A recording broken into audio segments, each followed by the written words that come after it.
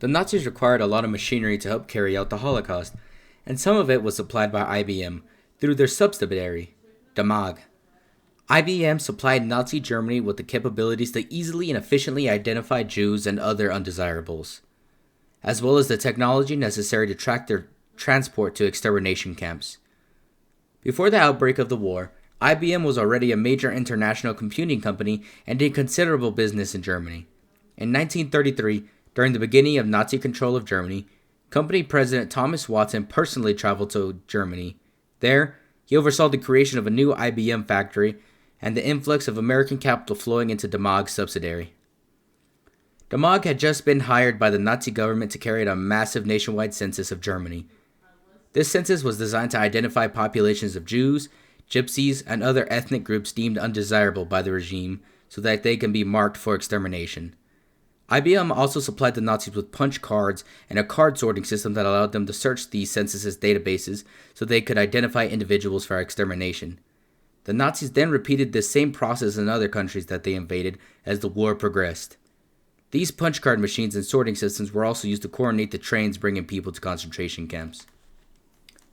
Even after 1941, when the United States joined the war, high-ranking IBM employees falsified internal data and used European subsidiaries and smuggling to make sure that the Nazi Germany was supplied with all the punch card material and devices it needed. IBM kept doing business with Nazi Germany because these dealings were incredibly lucrative. In fact, during the war, Nazi Germany was IBM's second largest territory after the United States. At the end of the war, IBM was investigated, but at the time, records were not complete enough to charge the company with a crime. To this day, IBM has never apologized for their complicity in the Holocaust.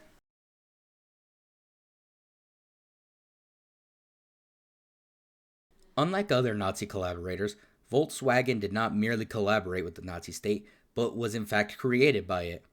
The precursor to the company that would be Volkswagen was a project that carried out directly under the orders of Adolf Hitler. In the early 1930s, the German auto industry was largely focused on creating luxury cars. As a result, only 1 out of every 50 Germans owned a car during this period. In 1934, seeking to address this gap in the marketplace, Hitler decided that the Nazi government should develop a car for the common man, known as the People's Car. This program was one of the many in the Strength Through Joy initiative that sought to bring middle-class leisure activities to the German masses. It was from this idea that Volkswagen gained its name, with Volks meaning people and referring specifically to the Germanic people, and Wagen meaning car. Hitler hired prominent German auto designer Ferdinand Porsche and his company, then known as Dr. N.H.C.F. Porsche and Gamut, to develop this car. It was through this project that the classic Volkswagen Beetle shape was designed. The company intended to sell these cars through a savings scheme subsidized by Nazi government where citizens would put away a certain portion of their monthly earnings to afford the car. However, only a small number of these cars were produced before Germany initiated World War II in 1939. Porsche then instead started designing and building military vehicles to aid in Nazi expansion. The most popular of these was the Volkswagen Kippelwagen, a light military vehicle used by the Wehrmacht and the Waffen-SS. Meanwhile, Volkswagen also continued to produce the People's Car, mainly for high-ranking Nazi officials. Throughout this period, Volkswagen used more than 15,000 slaves from concentration camps to build their cars. Volkswagen even built the Arvitsdorf concentration camp near one of their factories where they kept a skilled workforce of slaves. After the end of the war, the British Army officer and engineering major Ivan Hurst took control of the Volkswagen factories. He then restarted production of the People's Cars, designed to supply the Allied effort in occupied Germany. The company was then transferred to German auto executive Heinrich Nordhoff, who pushed the organization toward the heights that it has reached today. In 1998, Volkswagen agreed to set up a voluntary fund that would benefit the victims of the slave labor they used.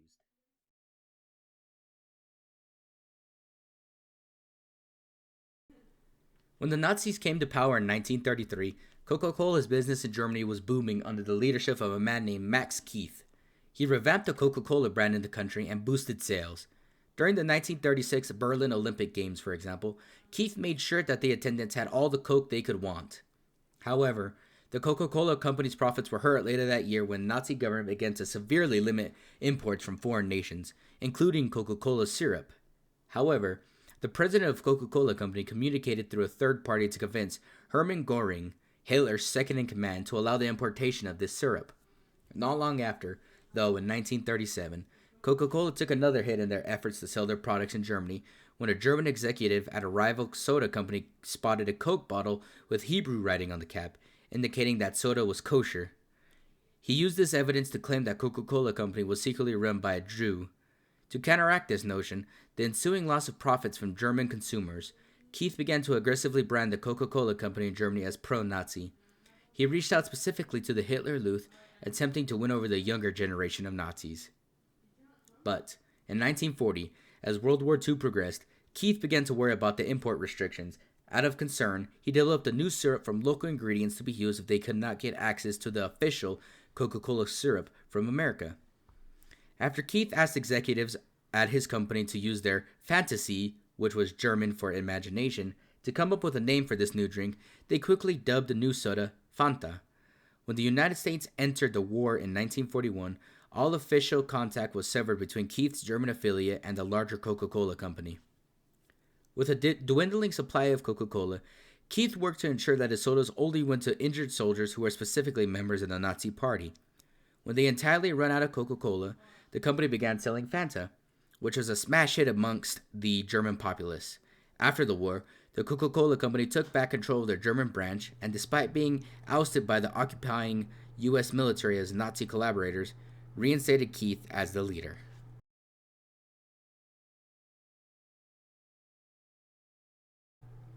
In 1931, 2 years before the Nazi Party took control of the German government, Hugo Boss started his fashion label in Mexingen, Germany. Even before then, Boss had numbered among Germany's Nazi collaborators, producing early Nazi uniforms in a factory he bought in 1924. However, it was in 1931 when Boss went from being merely the owner of a factory that counted the Nazis among their clients to a Nazi himself when he officially joined the party. Boss also became a sponsoring member of the SS, the Nazis' paramilitary wing, making monthly donations to the organization. With his early membership in the party, Boss gained much under the Nazi leadership of Germany, though the label did not design the iconic black SS uniforms to which it is often credited. It did manufacture numerous other uniforms for the Nazi regime. In 1933, Hugo Boss was producing their uniforms for the SS and Hitler Youth, as well as the standard Nazi brown shirts. When Germany began to more intensely remilitarize in 1938, Hugo Boss began to produce uniforms for the Nazi armed forces. By 1940, the Nazi collaborators at Hugo Boss were pulling in some 1 million Reichsmarks compared to 200,000 Reichsmarks in 1936. It was then that the company began to use slave labor of concentration camp victims in order to produce large orders that they were receiving at the time. The company used around 140 people from concentration camps to work in their factories, along with 40 French prisoners of war. One former slave at the Hugo Boss factory, Jan Kodak, who was forced to work in the factory from 1942 to 1945, recalls, "In the barracks there were fleas and lice." Many in these factories were worked to death or eventually sent to Auschwitz and Bundenwald to be killed after the war. Boss was classified as an activist and a supporter and beneficiary of the National Socialism, and in 1946 he was fined and stripped of his right to own a company. After Boss's death in 1948, the company would continue to live on under his son-in-law, Eugene Hawley. Nowadays, Hugo Boss is a major fashion luxury house selling high-end clothing and accessories around the world, and in 1999, the company finally agreed to contribute to a fund that compensated former forced laborers.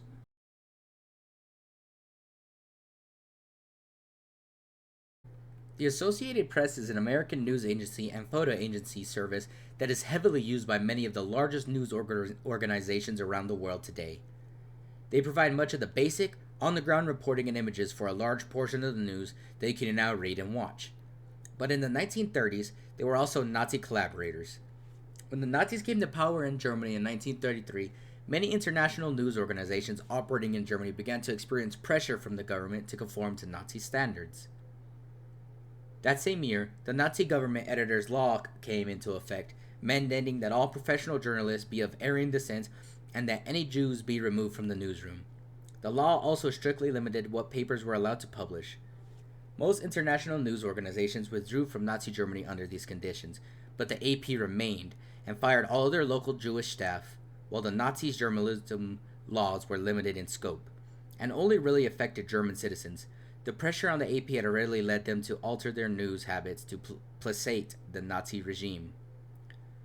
By late 1933, the head of the German branch of the AP was already refusing to publish images that depicted the discrimination against Jews in Germany in order to stay on the good side of the Nazis. By 1935, the AP was already one of the few international news organizations still operating in Germany. Large British American news agencies such as Keystone and Wide World Photos had been banned from the country by the Nazi government. However, the AP remained in the nation due to their continued efforts to appease the Nazis. At this point, the AP office in Germany came entirely under control of the Nazi government. They placed SS members into the newsroom and begun censoring anything that portrayed the Nazis in a negative light. In its capacity as a photo news service, the AP knowingly sold the Nazi images of Jews from inside Germany and around the world to be used in anti-Semitic propaganda. They were also the leading supplier of images for a propaganda book called The Jews in the USA, and in third place among suppliers of photos for the anti-Semitic book The Subhuman. As a part of their photo service, the AP also sold images from Germany to the rest of the world. These images could only leave the country after being inspected by some of the many SS members working in their offices. As a result, the AP was publishing images that showed Nazis as heroic leaders and Jews as subhuman cowards. This collaboration with the Nazi government was unprecedented for a foreign news press service and contributed to the Nazi propaganda both within and outside of Germany. In 2017, the AP released a statement where they claimed their cooperation was justified as it allowed them to provide reporting from within Nazi Germany to the outside world. They have not apologized for their actions.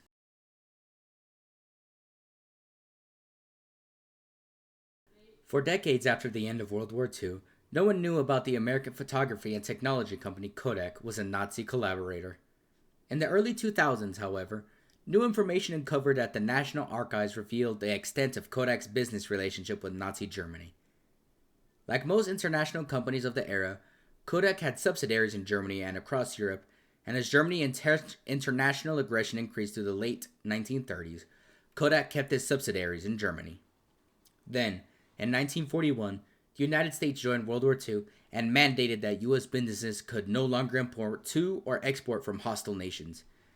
As was the case with many corporations, Kodak's branch in Germany became more autonomous at this time, coming completely under the Nazi control. However, unlike many of those companies, Kodak started using their subsidiaries in neutral European countries, like Switzerland and Portugal, to continue doing business with Nazi Germany. They also continued to have control over their German branch thanks to their close relationship with Hitler's personal economic advisor, Wilhelm Kepler. These Kodak subsidiaries made substantial purchases of photographic equipment from Nazi Germany, providing funds to a foreign enemy of the United States. They also sold large amounts of photographic and electronic devices to the Nazis, much of which was used towards their war effort. In internal documentations, company leadership continued to justify their relationship with Nazi Germany on the basis of profit throughout the war. In addition to all of that, their German branch used more than 250 slave laborers from Nazi concentration camps, and after the war, Kodak reabsorbed their German subsidiary and profited off of what they created. Kodak paid $500,000 into funding providing families for those who were used as slave labor for Nazi corporations, but never apologized for their continued business dealings with Nazi Germany.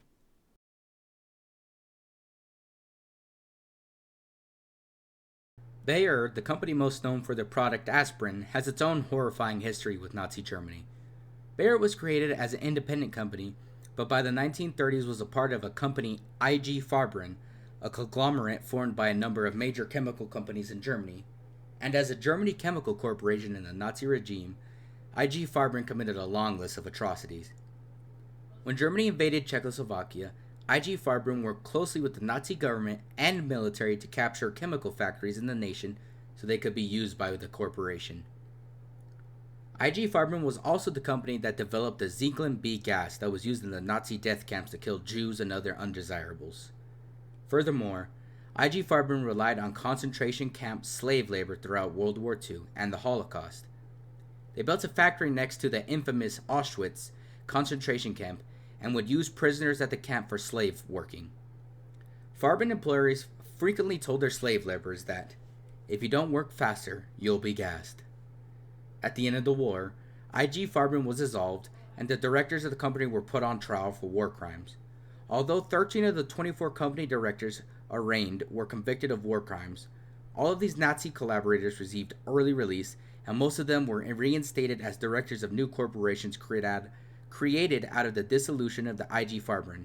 Fritz Termeer, who directed operations at the IG Farben plants at Auschwitz, became the president of Bayer after the war. Bayer did eventually apologize for the role in the Holocaust in 1995. And with that, that will be the end of the episode. Thank you guys so much for coming along and enjoying this new video with me. Sorry about the lack of videos lately. I just started a new job, started a new semester for school, and I am in a esports club at my university, so I've been pretty busy. Hopefully as time goes on, I'll be able to get more videos out, but for now, hopefully you guys do enjoy the videos that I am getting at now. Please remember to like, subscribe, and hit the notification button. But with that, thank you guys so much, and I hope you have a wonderful day.